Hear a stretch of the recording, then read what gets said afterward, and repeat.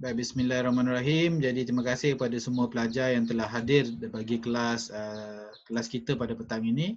Jadi kita teruskan perbincangan kita pada petang yang berbahagia ini untuk bab 4 yang kita nak tengok lebih lanjut berkaitan dengan tumbuh-tumbuhan semula jadi di Malaysia.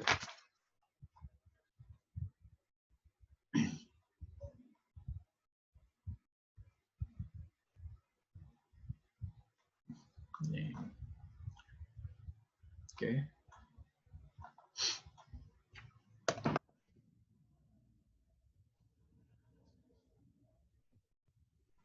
Kalau siapa ada buku teks tu dia boleh buka buku teks muka surat 65. Okey, 65. Ada penerangan di situ. Okey, atas sikit lagi. Wahai siapa ni? Allahu Akbar.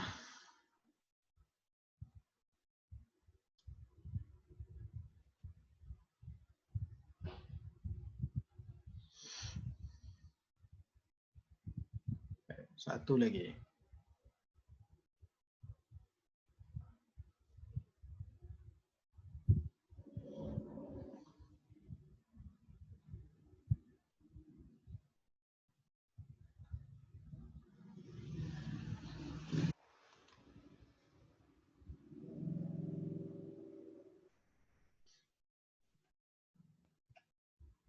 Yang ini semua yang taneh kita dah bincangkan pada episod yang sebelum ini. Jadi hari ini kita kita dah bincang secara kasar tentang kepentingan tumbuh-tumbuhan semula jadi di Malaysia.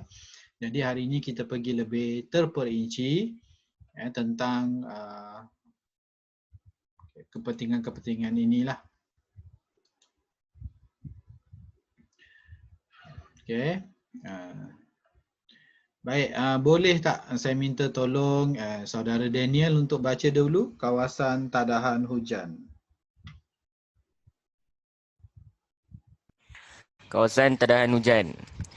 Hutan bertindak sebagai span berongga yang menyerap air serta mengalirkan air ke sungai, empangan, kolam dan tasik. Hutan di kawasan tanah tinggi penting sebagai kawasan tadahan hujan.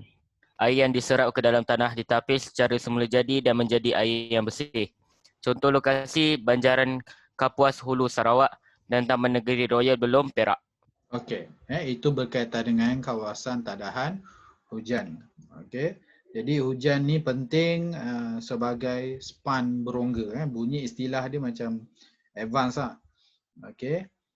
Jadi kawasan hutan di kawasan tanah tinggi ni penting sebagai kawasan tadahan hujan.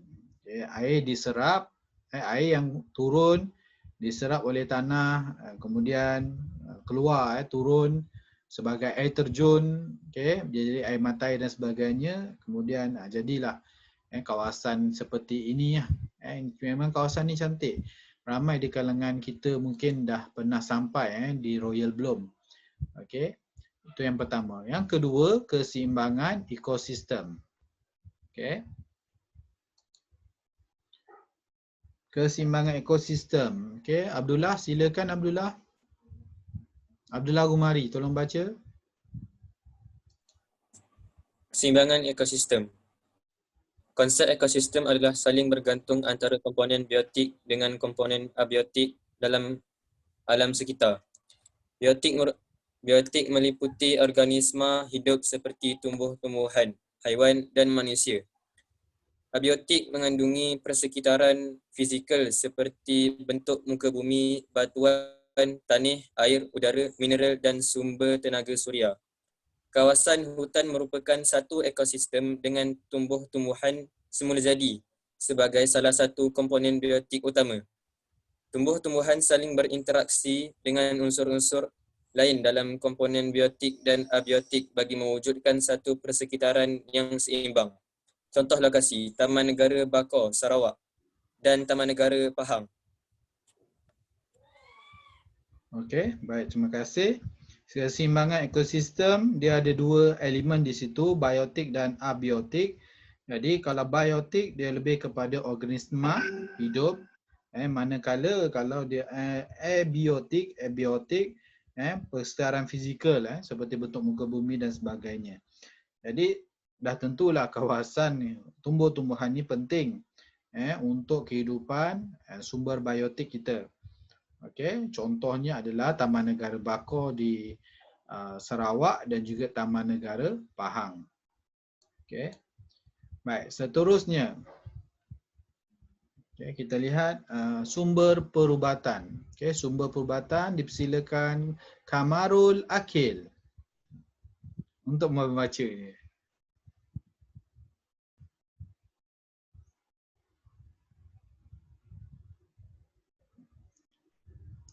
Akil tak bunyi. Tak masuk, bunyi tak masuk.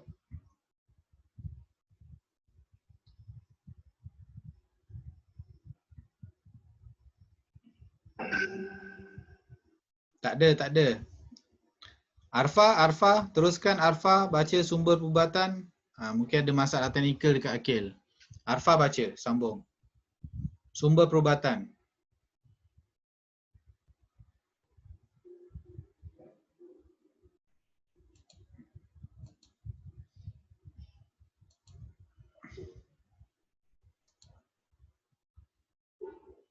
Tak dengar juga.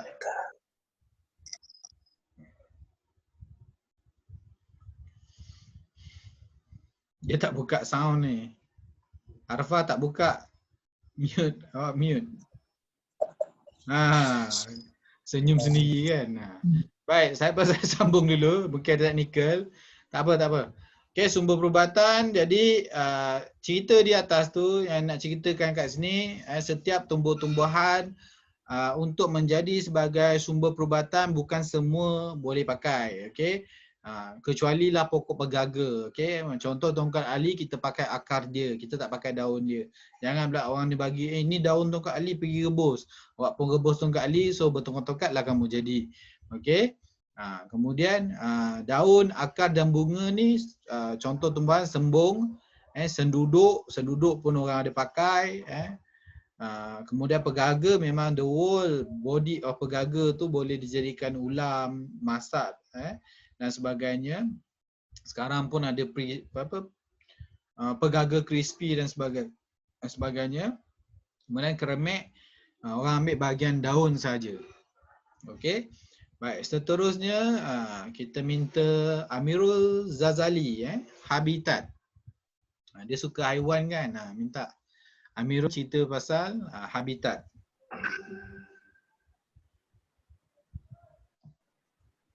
Baca habitat tu.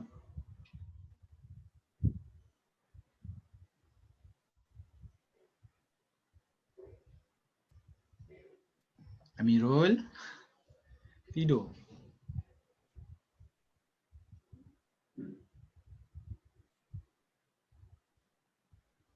Amirul baca ke berzikir tu?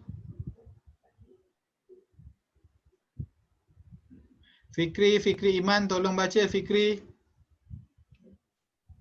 Fikri Iman tolong baca. Ya. Habitat. Hutan bertindak sebagai habitat kepada pelbagai spesies flora dan fauna. Hutan di Malaysia menjadi tempat perlindungan dan sumber makanan bagi hidupan liar. Haiwan juga memilih tempat tinggal berlainan untuk keselamatan, keperluasan sumber makanan dan kesesuaian diri. Sekiranya tumbuh-tumbuhan musnah, pelbagai spesies flora dan fauna akan kehilangan habitat dan sumber makanan. Contoh lokasi, Taman Negara Endau Rompin, Johor dan Lembah Danum, Sabah. Okey, itu adalah habitat, mana kepentingan tumbuh-tumbuhan juga adalah untuk habitat bagi sesetengah spesies flora dan fauna. Okey, jadi hutan adalah tempat untuk mereka ini mencari perlindungan dan sebagainya. Jadi apabila kawasan sumber tumbuh-tumbuhan ini musnah, jadi flora dan fauna akan kehilangan habitat dan sumber makanan. Okay, contoh tempat-tempat yang menjadi lokasi habitat haiwan-haiwan dan flora seperti Taman Negara Endau Rompin dan juga Lembah Danom di Sabah. Baik, apakah kepentingan tumbuhan kepada kita? Okey, yang terakhir dekat sini adalah sumber bahan mentah. Muhammad Khalid. Khalid, boleh bacakan? Boleh Dayo. Ya, silakan. Hutan adalah penting sebagai bahan mentah untuk membekalkan sumber kayu balak dalam industri membuat Ya. Yang perabot. membuat perabot. Buluh dan rotan digunakan dalam industri pembuatan Kraft tangan. Dah hilang. kraft tangan dan perabot. Oh, okey. Kayu bakau pula dijadikan kraft tangan. Kayu bakau pula hilang mana tu? Kayu bakau pula Dijadikan sebagai bahan dijadikan api dan bahan binaan, iaitu cerucuk untuk tapak pembinaan. pembinaan Naan kerana sifatnya yang tahan air. Hutan di Malaysia. Oh, pakai handphone Khalid? Hutan di Malaysia mempunyai pelbagai pokok yang sesuai untuk pembalakan seperti cengal, balau dan keruing. Hasil ekspor kayu balak telah memberikan sumber pendapatan kepada negara dan kayu balak Malaysia diekspor ke India, Indonesia, Vietnam, Jepun, China dan lain-lain. Okey, baik, ini adalah kepentingan tumbuh-tumbuhan, maknanya mana kita boleh dapat buluh dan rotan adalah tumbuh-tumbuhan. Okey. Jadi kita boleh buat kraft tangan, boleh buat perabot. Jadi item-item bahan-bahan mentah ini boleh memberikan pendapatan kepada pengusaha-pengusaha, okey, peladang-peladang buluh dan rotan yang mereka menghasilkan kraft tangan, mereka ambil balak, mereka potong-potong-potong buat kayu balak, okey, ada juga melibatkan kraft tangan. Jadi semua ini memberi hasil yang lumayan kepada negara lah. Okey, kepada pengusaha dan juga akhirnya kepada negara. Baik. Seterusnya adalah kesan-kesan positif dan kesan negatif tumbuh-tumbuhan semula jadi di Malaysia. Okey. Baik, antara kesan positif yang kita ada antaranya adalah pembangunan hutan. Okey, pembangunan hutan. Kita ada sebuah program penubuhan ladang hutan dilaksanakan untuk memastikan industri kayu tempatan berterusan. Okey, itu yang pertama. Kesan positif yang kedua adalah penghutanan semula. Kita sebut dekat sini penghutanan semula. Bermakna kawasan yang telah ada, kawasan yang telah ada contohnya di Frim, DP Hilitan, mereka memelihara hutan. Mereka memelihara hutan dengan pokok yang bermutu dan tahan serangan penyakit. Contoh Frim juga menjalankan aktiviti penghutanan semula. Maksudnya dia tanam semulalah pokok-pokok yang berkualiti tersebut di kawasan hutan. Contoh dekat sini hutan lipur Bukit Legun di Lagong, Bukit Lagong di Kepong. Okey. Baik, kesan positif yang seterusnya adalah sebagai taman negara. Okey, sebagai taman negara. Untuk taman negara, siapa boleh baca?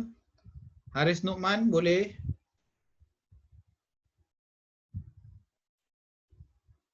Boleh. Silakan.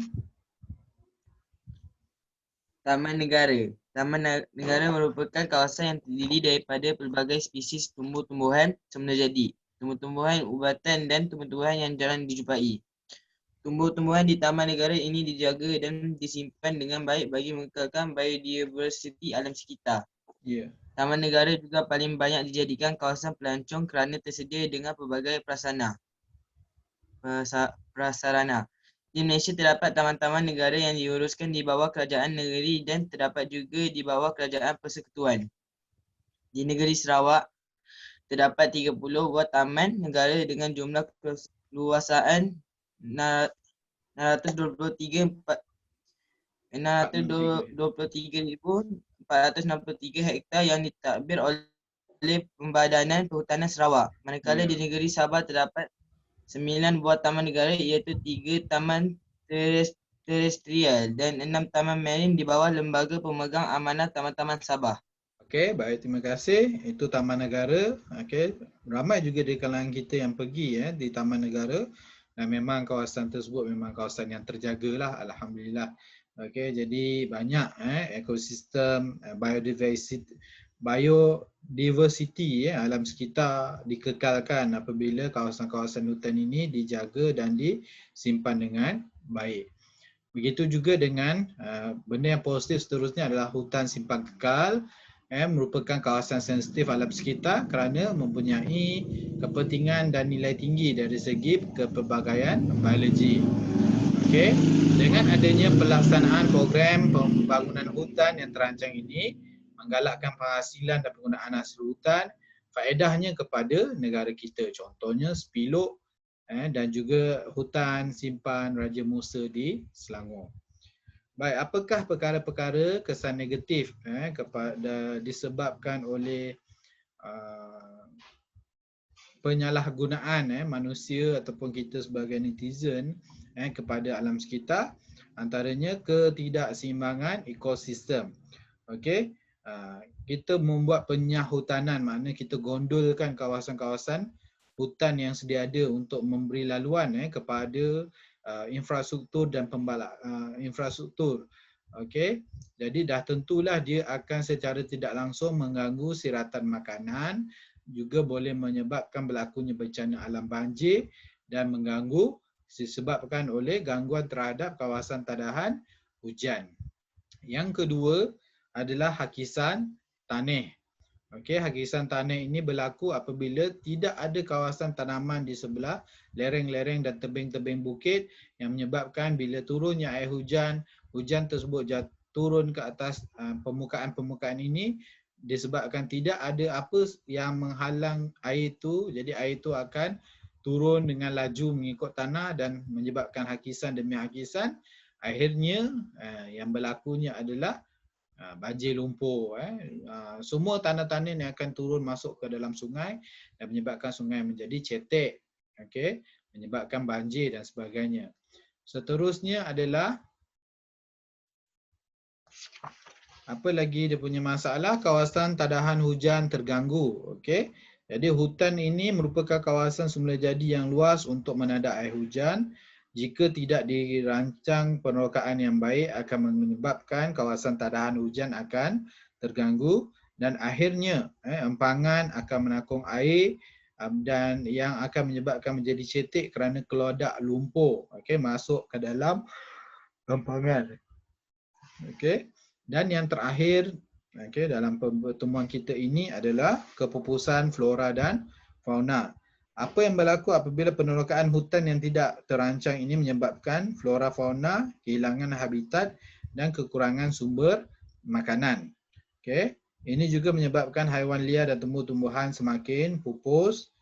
Contohnya periuk kera, tongkat ali, pokok bakar, pokok cengar, pokok meranti, haiwan seperti badak Sumatera, tapir, harimau Malaya, kancil, kambing gurun, semuanya hilang tempat bergantunglah, nak makan dan sebagainya tak dapat. Okey, jadi itu antara kupasan kita berkaitan dengan dua aspek, iaitu kepentingan tumbuh-tumbuhan semula jadi di Malaysia dan juga kesan positif dan kesan negatif terhadap kesan daripada positif negatif ini kesan kegiatan manusia. Okey, apa yang manusia lakukan terhadap tumbuh-tumbuhan semula jadi dan juga hidupan liar. Okey, jadi disebabkan masa ni suntuk, jadi kelas kita akan berakhir sebentar lagi. Namun demikian latihan cikgu akan berikan sebentar lagi di grup tingkatan 3. Okey, jadi kamu ambil pindahkan soalan tersebut daripada grup tingkatan 3 tu pindah kepada WhatsApp masing-masing. Okey, buatlah macam mana pun supaya kamu dapat latihan tersebut dan cuba jawab dalam tempoh masa yang ada selepas ini. Jadi jangan kita buang masa, fokus. Ada soalan objektif, ada soalan struktur. Okey, kalau soalan objektif tu sama juga, buat dekat atas kertas lain. Turunkan semua jawapan kamu, tulis, kemudian snap bagi pada saya. Okey, saya akan balas jawapan kamu. Cara yang mudah adalah saya akan bagi skema balik. Okey, you bagi jawapan, baru saya bagi skema. Tapi skema tu tolong jangan bagi pada kawan sebelum dia bagi pada saya. Saya yang akan bagi pada dia. Jadi kalau kamu reply WhatsApp saya, kamu WhatsApp jawapan tu kepada saya, maka kamu akan dapat skema. Okey, jadi skema, bila saya hantar skema, itulah bukti kita ada sesi kelas lah. Okey. Jadi sekiranya ada sebarang masalah, masalah peribadi, masalah pelajaran, jangan lupa saya sedia untuk mendengar, sedia untuk membantu. Yang baik itu daripada Allah Subhanahu Wa Taala, yang kurang itu daripada kelemahan saya sendiri. InsyaAllah buat latihan, jangan tak buat, rugi kalau kamu tak manfaatkan latihan. Okey. Jangan lupa juga pergi ke YouTube Cikgu untuk tengok semua rakaman-rakaman sebelum ni. Moga-moga dia boleh membantu kamu mengingat apa yang kamu dah belajar sebelum ni lah. Okey, insya-Allah kita akan ada peperiksaan akhir tahun. Kita sedang membuat penilaian struktur macam mana kita nak bagi yang terbaik untuk kamu. Mungkin memang sangat peperiksaan akhir tahun kamu akan berlangsung sangat unik. Okey, secara online. Jadi tunggu saja bagaimana ia akan berlangsung dan berlaku. Jangan risau, saya memang akan memastikan peperiksaan ini dijalankan dalam bulan Disember. Okey, Disember, tapi tak akan berlangsung seawal minggu pertama kedua Disember. Paling lewat pun minggu yang ketiga atau keempat. Mana walaupun sekolah dah tutup, baru kita buat exam kamu. Jadi kita tak ganggu sesi persekolahan. Kita buat waktu kamu cuti. Okey. Mungkin kita buat 1 hari 2 subjek saja. Okey, pagi, petang. Okey. Tapi itu semua nanti tunggu Ustaz Nabil untuk keluarkan jadual dan sebagainya. Okey, saya pun sedang riki balik soalan-soalan yang terbaik untuk kamu. InsyaAllah yang susah dan yang susah untuk kamu. Tak nak bagi senang-senang, nanti dapat cemerlang, nanti tak puas. Biar dia rasa susah, biar mencabar, bila jawab tu puas hati. Okey. Jadi kalau ada soalan dan sebagainya boleh tanya selepas inilah. Okey. Jadi itu saja daripada saya. Selepas ni saya akan muat naik soalan. Okey, dan ambil soalan tersebut terus jawab. Sekian. Assalamualaikum warahmatullahi